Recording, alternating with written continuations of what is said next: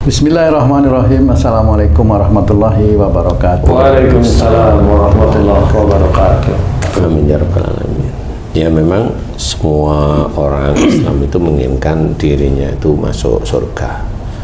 Semuanya ya. Anak kecil itu tanyain jawabannya 100 kalau tanya mau ingin masuk surga neraka, surga. Termasuk orang yang hobinya berzina, tanyain mau masuk neraka apa surga? Surga. Padahal habis dia berzina umpamanya.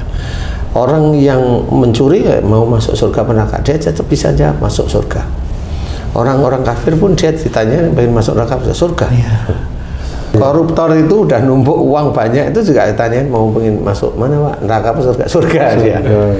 Padahal itu tiap tahun dia numpuk uang, ngorupsi uang-uang dari efisiensi menurut dia.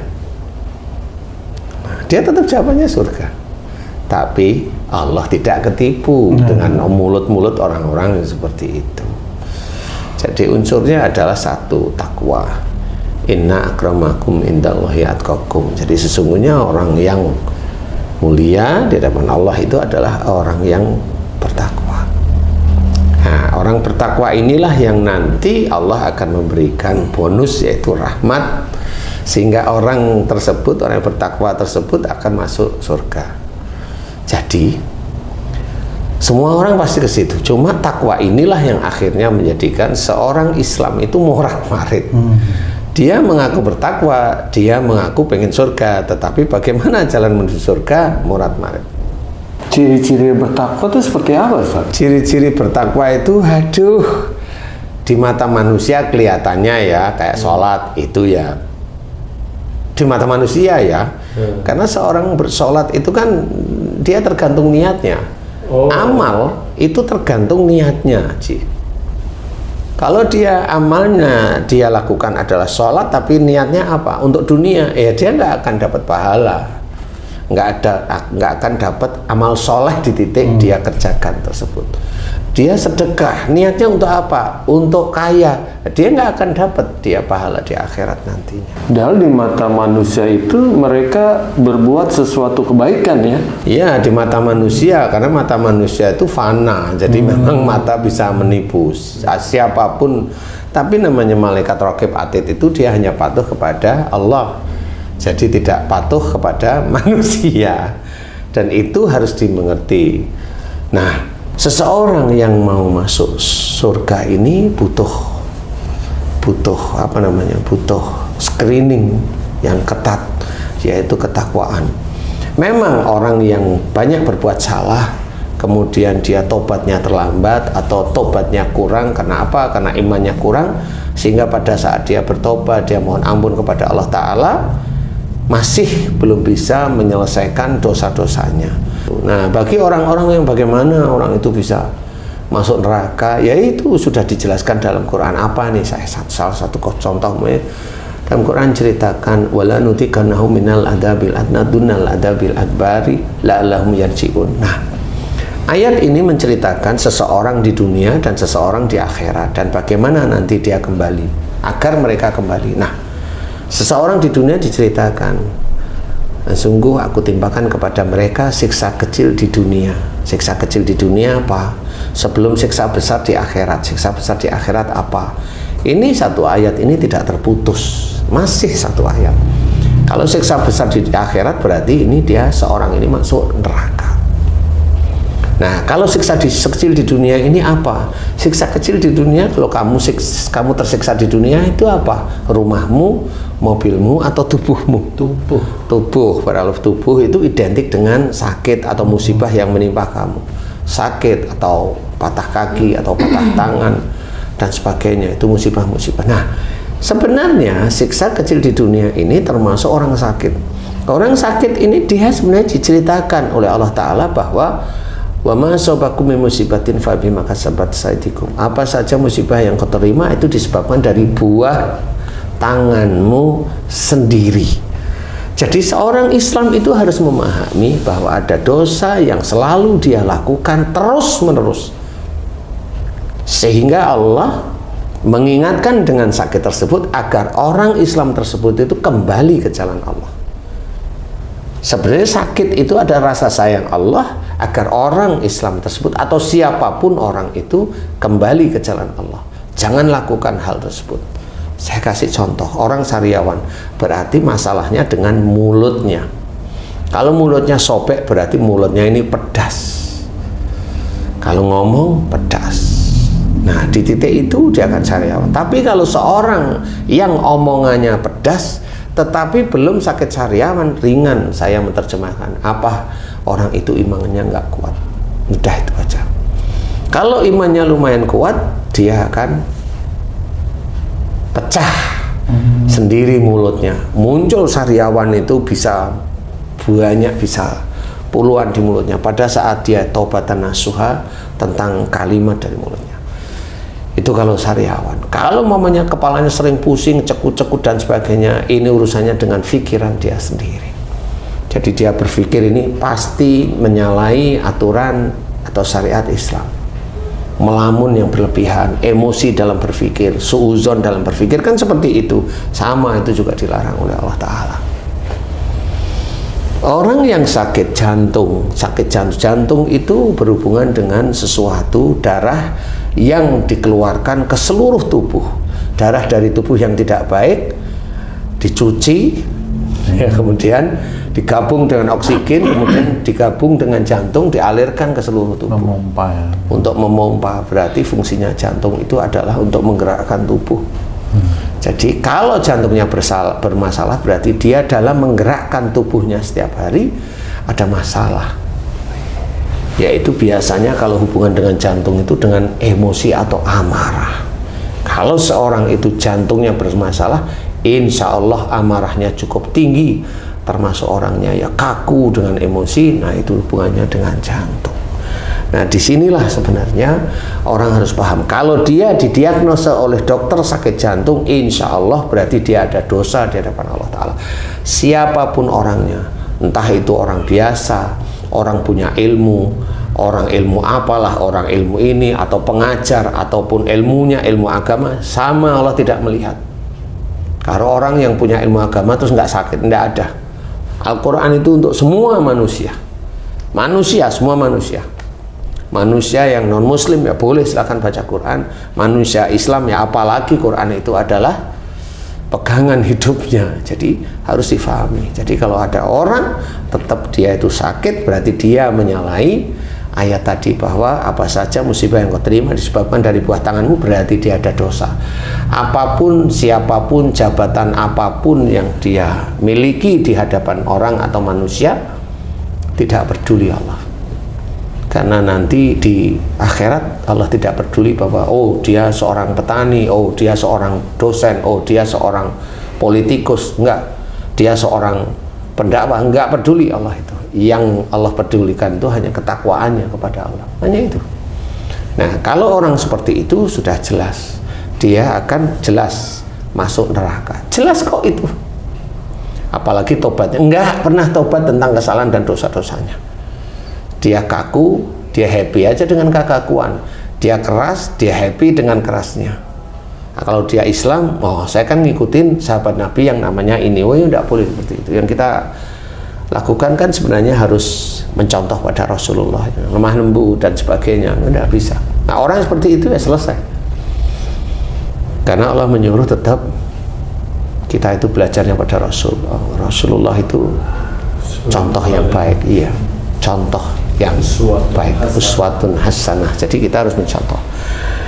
Orang Islam mana yang dia langsung masuk neraka kekal? Orang yang syirik, yang melakukan perbuatan-perbuatan syirik, menduakan Allah. Menduakan Allah seperti itu. Menduakan Allah itu banyak sekali. Menyembah patung itu menduakan Allah. Yang udah jelas ya. Lebih jelas, itu jelas banget. Kemudian apa? Minta pada orang pintar sehingga umpamanya warungnya biar laris, tokonya biar laris. Nah, ini tetap menduakan Allah. Karena dia yakini bahwa warungnya laris, kemudian dia selalu laris dan laris. Kalau dia tidak ke warung itu, dia nggak laris, kemudian minta pada orang pintar itu, kemudian dia laris. Nah, akhirnya dia menduakanlah Allah yang dia sembah dengan para jin dan para orang pintar tersebut. Siapapun orang pintar, mau dia itu dalam bentuk kiai, ya enggak boleh. Enggak boleh seperti itu. Jadi tidak ada yang bisa memberikan rezeki kecuali Allah Ta'ala. Nah kalau itu, nah itulah jalan-jalan setan. Nah orang yang seperti itu, dia tobat, bagaimana dia tobat? Wong baru orang Islam aja, baru dia mendatangi orang peramal, dia ibadahnya 40 hari tidak diterima oleh Allah Ta'ala. Apalagi dia mengerjakan sesuatu yang berhubungan dengan syirik. Ustaz, kalau udah dijelaskan demikian jelasnya kalau berbuat jahat itu masuk neraka, namun banyak orang masih tetap aja berbuat jahat gitu loh, yang tidak baik atau yang dilarang oleh Allah tetap dikerjakan. Memang orang sampai nggak takut neraka itu disebabkan apa itu, Ustaz? Biasanya nafsu. Nafsu. Jadi harus belajar bagaimana kita itu pengennya surga, tapi yang dikerjakan itu jalannya neraka kan gitu. Dan yang harus diingat, yang tidak akan keluar dari neraka itu adalah syirik. Ya, syirik itu tidak bisa keluar. Nah, syirik itu yang gimana? Itu yang tadi anaknya nggak mau pulang ke orang pinter atau ke kiai, dibaca-bacain pulang, nah, seperti itu. Itu syirik itu. Karena tidak seperti itu cara Allah Ta'ala. Kenapa anaknya nggak mau pulang? Coba koreksi ayah dan ibunya. Siapa yang kalau dikasih tahu itu bandel? Oh, nggak taunya ayahnya, mamanya. Kalau dikoreksi langsung emosional. Lah normal kalau anaknya itu pergi. Nah itulah cara Allah. Kemudian apa? Ayahnya mohon ampun, tobat kepada Allah Ta'ala. Kalau dulu dia punya sifat, kalau dinasihati sama orang tua itu bandel. Jadi begitulah caranya Allah mengingatkan, sehingga anaknya nggak mau pulang, kan seperti itu. Nah kalau memang orangnya baik-baik, orang tuanya baik, ibunya baik, ayahnya baik, ya anaknya insya Allah nggak seperti itu. Kalau sudah baik-baik semua ya baik-baik, jadi insya Allah baik, iya, nggak seperti itu gitu. Nah itu kan harus belajar. Kan nggak bisa nyalakan kamu harus gini, kamu harus gini, kan nyuruh semua. Lah kalau mamanya yang nyuruh itu bapak, lah ayah terus gimana? Aku kan aku sendiri gitu.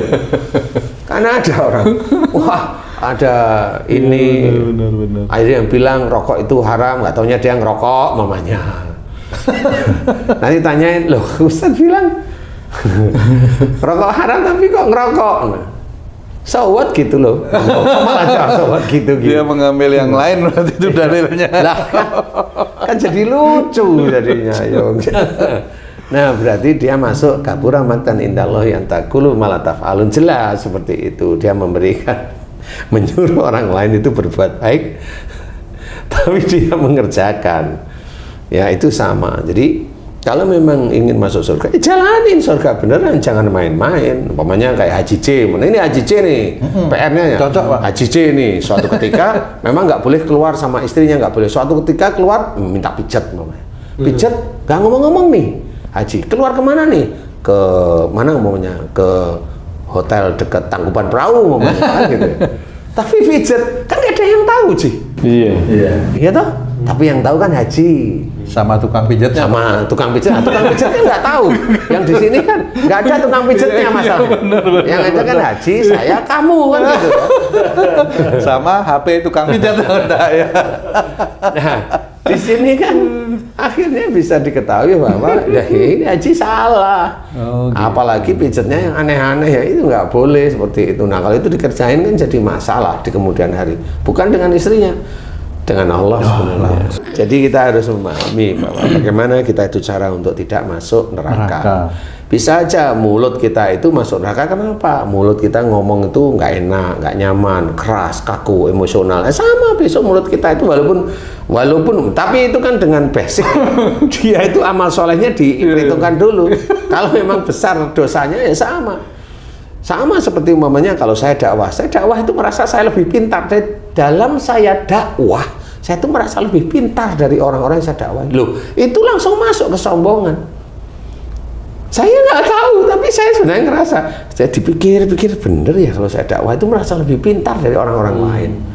Itu hanya saya sama Allah Ta'ala. Tapi bisa aja saya tidak merasa seperti itu. Karena apa? Karena saya memang nggak pernah ngomong bahwa saya lebih pintar dari kamu. Tapi kalimat yang diucapkan, itu memperlihatkan bahwa itu kamu memilih kalimat itu tuh insya Allah kamu merasa lebih pintar dari jamaahmu. Jadi kamu itu merasa kamu yang nanti akan masuk surga. Ya itu kan kalimat demi kalimat kan jelas sebenarnya. Makanya harus difahami. Ayo kita sendiri belajar dari mulut, dari telinga. Sama telinga kita itu nggak mau kita nerima masukan orang lain, maunya itu masukan dari gurunya, padahal dari orang lain bisa menjadi guru, bukan hanya cuma dari gurunya juga masih manusia, masih bisa dihisab oleh Allah Ta'ala, kan begitu ya, karena punya sifat-sifat yang masih tertutup, yang muridnya juga nggak tahu, kan seperti itu ya kan tuh. Insya Allah. Iya, nah, kalau kamu, Pak Ustadz bilang tadi mulutnya bisa disiksa, kup telinga. Lah kalau mulutnya disiksa di neraka, kan badannya pasti masuk neraka juga itu, Pak nah Ustadz. iya kan namanya mulutnya masuk, badannya ikut masuk. Padahal badannya enggak ikut salah gitu, Pak. Loh, nanti dulu. Oh, ikut mulutnya salah. mulutnya nih disiksa karena hobinya ngerayu cewek nih, perempuan. Emang nggak boleh ngerayu, Pak Ustadz? Hah? Nggak boleh ngerayu. Oh, kalau kamu boleh. Kalau Haji Ji gimana, Ji? Kalau Haji gimana nih? Mau ngerayu, Ji? Kadang-kadang bos dirayu juga tuh biar dapat bonus. Kalau ini ngerayu perempuan, otomatis kalau perempuannya itu Maksudnya perempuan orang lain nih. iya, perempuan bukan nih, istri, bukan istri nih. bukan istri. Kalau istri kan nggak perlu ngerayu. Perlu juga dirayu, Pak Ustadz. Hah? Perlu. Biar dapat ongkos. Bukan gitu. Kadang-kadang kau kasar gitu ngomongannya. Siapa yang ngomong gitu? Perempuan, istri. Loh, kok perempuan Istri sama orang. istri gimana? Istri orang. Dengar-dengar aja, Pak Ustadz. Iya, kalau ini ngerayu dan rayuannya itu dapat. Ya. Yang salah siapa, Pak Ustadz? Emang yang lain ada yang nggak salah? Kan dia juga dirayu mau gitu ya, Kan perempuan. kita ngomongin kita ini. Ya artinya kalau dia mau gitu. Emang kan. mulutmu hanya ngerayu tok? Enggak sih. Apa? Maksa. Jangan dibilang Astagfirullah. Ya, toh. Alhamdulillah. Emang hanya mulut tok, tanganmu? Nah, kan diem terusan. Itu ya. Oh ya, enggak gini ya. Enggak. Kan kayak gini terus, bahkan nggak gitu. Makanya badannya masuk neraka. Lah, kan gitu. Kan mulut ada di tubuh kan. Iya, di muka. Di muka. Bukan semua. Astagfirullah. Ya seperti itu, makanya jangan hanya cuma mengetahui. Sama aja otak ini, sama otak itu berpikir bahwa saya gengsinya tinggi, akhirnya itu mulut ngomong kemana-mana, telinga dengar nggak mau dengerin, akhirnya kan gengsinya tinggi, akhirnya dia nggak mau minta maaf, akhirnya dia nggak mau tanya apa aja. Oh iya, sebenarnya saya juga salah, saya kalau sama dia diem.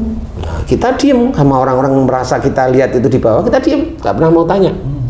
Sama dulu bos-bosmu itu kalau kajian kan diem dia, banyak diem nggak banyak tanya dia.